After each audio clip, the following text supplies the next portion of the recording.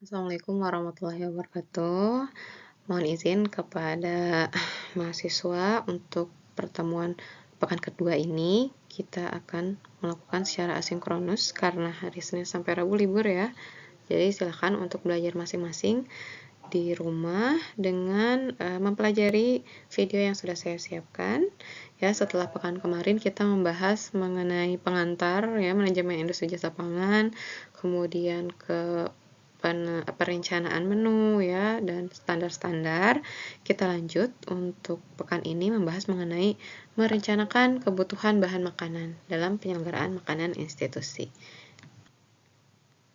Jadi nanti untuk pertemuan pekan kedua ini ya, pertemuan kedua silahkan dipelajari, ada 3 video. Kalian nanti dengar gitu ya, perhatikan. Jika ada yang akan dibahas, didiskusikan, bisa nanti ketika kita bertemu di pekan ketiga ya, pertemuan ketiga. Kita lanjut untuk merencanakan itu, jadi kita menyusun ya kebutuhan bahan makanan yang diperlukan untuk pengadaan.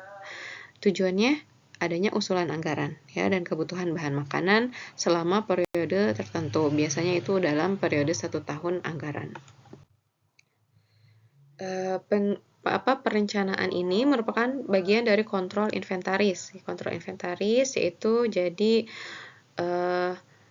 kita itu dapat mengetahui persediaan untuk ini ya, merencanakan pesanan makanan, kemudian menghitung biaya makanan berdasarkan persediaan stok sebelumnya, dan kemudian melakukan perubahan item menu jika diperlukan. Nah, misalnya menu di hari itu menggunakan daging ayam filet, tapi ternyata stok yang ada itu sudah habis dan tidak memungkinkan untuk membeli kembali, sehingga bisa ditukar misalnya dengan menu yang di hari selanjutnya.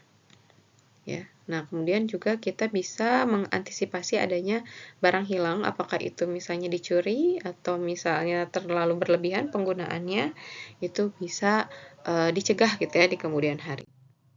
Nah, efektifnya kontrol inventaris ini berkaitan dengan ini ya, siapnya sistem untuk melacak dan mencatat inventaris, mengembangkan spesifikasi dan prosedur pemesanan dan pembelian, mengembangkan standar dan prosedur untuk menerima pengiriman secara efisien.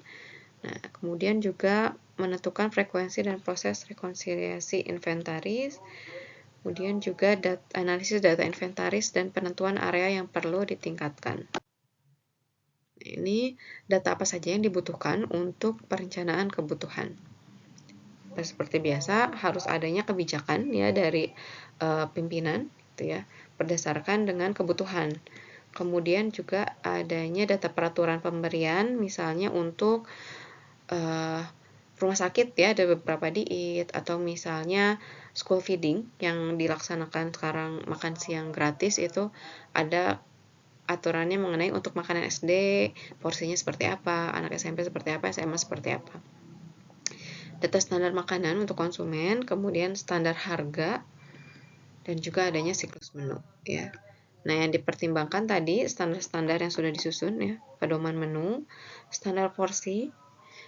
Seperti kemarin kan untuk makanan pokok standar porsinya itu 1,5 penukar seperti itu. Jumlah klien yang dilayani, jumlah hari pelayanan dalam 1 minggu atau 1 bulan, frekuensi penggunaan masing-masing bahan makanan dalam setiap harinya sesuai dengan siklus menu yang digunakan.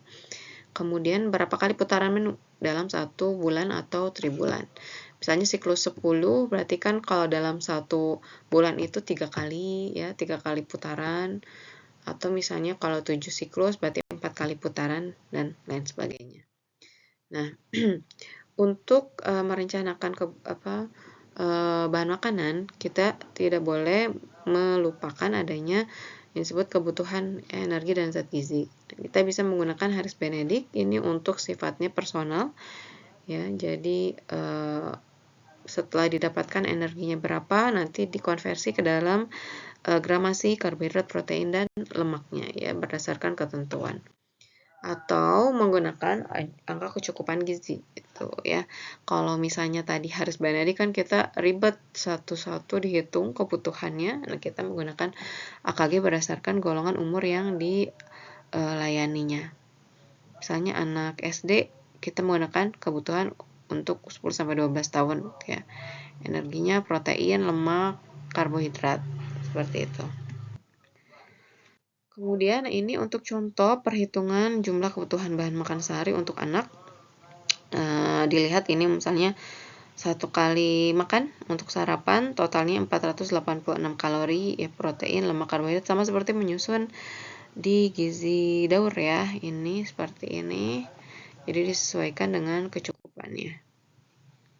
Ini jadi dilihat perencanaan kebutuhan itu melihat AKG, kemudian lama waktu siklus putaran menu, harga bahan makanan, jenis dan jumlah konsumen.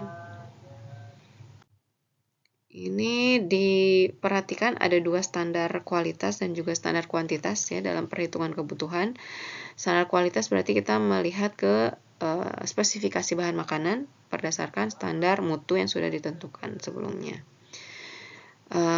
Keuntungannya, bahan makanan yang dipilih ini bermutu tinggi, baik dari segi organoleptik, nilai gizi, dan juga dari paparan berbagai kontaminan. Tuh ya. Kualitas, jadi kita tentukan jumlah porsi atau jumlah konsumennya, di list daftar bahan makanan, diurut berdasarkan abjad, kemudian ditentukan PDD-nya, berat dapat dimakan, dan jumlah bahan makanan yang dibutuhkan untuk sehari dalam satu siklus. Dan juga disusun berdasarkan sesuai spesifikasi, jumlah porsi, berat kotor ya sesuai urutan abjad. Tadi kualitas, sekarang ke kuantitas. Kuantitas berarti otomatis jumlah. Balik lagi kebijakan institusinya seperti apa, peraturannya, BDD yaitu diperhatikan berat dapat dimakan karena yang kita pesan itu adalah dalam bentuk berat kotor ya. Standar harga bahan makanan dan juga adanya siklus menu ya. Jumlah konsumen yang dilayani dan juga DKBM. Ini ditentukan menu seharinya, jenis bahan makanan sesuai standar resep apa saja yang dibutuhkan, nanti dikonversi ke energi dan zat gizi, dan juga kemudian disesuaikan jumlah bahan makanan yang dibutuhkan dengan kebutuhan gizi sehari. Nah, ini untuk perhitungannya ya. Cara menghitung berapa jumlah porsi yang dibutuhkan, berapa gram gitu ya, berapa kilogram yang dibutuhkan dalam suatu bahan makanan.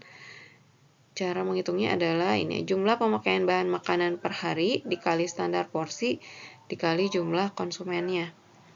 Itu ya, frekuensi pemakaian bahan makanan per siklus dikali standar porsi dikali jumlah putaran siklus dikali jumlah konsumen. Nah, ini rumusnya ya.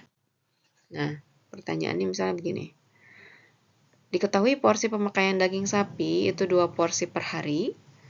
Standar porsi daging itu 40 gram dengan jumlah konsumen 175 orang. Kebutuhan daging dalam sehari adalah ya diketahuinya 2 kali sehari, standar porsinya 40 gram, jumlah konsumen 175. Menghitungnya balik lagi ke rumus yang tadi ya.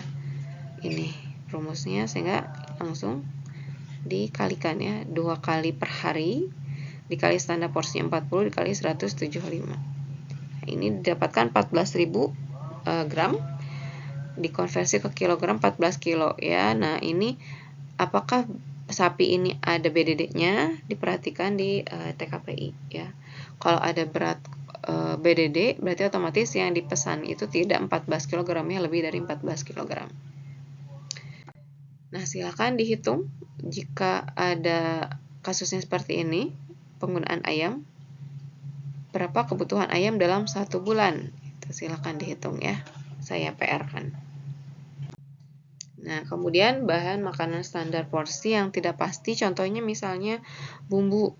Walaupun memang sudah ada standar bumbu, untuk misalnya ini rumusnya, 1 kali pemakaian dikali frekuensi pemakaian 1 siklus dikali jumlah konsumen. Nah, perbedaannya karena memang misalnya untuk bahan makanan standar porsi yang tidak pasti seperti bumbu itu per resep ini 50 porsi itu 800 gram. Nah, 800 gram itu kan berbagai bahan ya. Ada bawang merah, bawang putih, kemudian menggunakan kemiri dan lain sebagainya. Ini kan untuk satu porsinya satu resep 50 porsi, sehingga untuk 150 orang itu 3 resep ya. Frekuensi pemakaian 6 kali dalam satu siklus. Jadi dalam satu siklus itu muncul 6 kali untuk penggunaan bumbu merah. Maka jumlah kebutuhan bumbu merah untuk satu siklus adalah jumlah bahan makanan satu kali pemakaian 800 gram dikali frekuensi pemakaian satu siklus 6 kali dikali jumlah konsumen. Jumlah konsumen adalah menggunakan jumlah resep ya, bukan jumlah orangnya. Sehingga didapatkan 14.400 gram atau 14,4 gram. Tuh, ya. Yang digunakan bukan jumlah orangnya tapi jumlah resepnya karena sudah ada standar resep untuk bumbu. Ini contoh rekapan pemesanan bahan makanan dalam 1 tahun. Nah, ini harusnya penyusunannya itu berdasarkan golongan bahan makanan. Ini makanan pokok dulu gitu ya, dihabiskan ya, beras, jagung, kentang, roti tawar gitu ya, dikeatasin. Kemudian nanti lanjut ke protein hewani, daging sapi ya, telur, misalnya ayam, sesuai abjad tapi ya. Kemudian nanti dilanjut ke protein nabati, sayur dan buah. Ini untuk stabil spesifikasi, misalnya ikan mas segar berat 50 gram per ekor, boleh kayak gitu ya untuk spesifikasinya. Jamur kuping bersih, tidak berair, tidak kering, berat 25 gram. Atau spesifikasinya menggunakan gambar.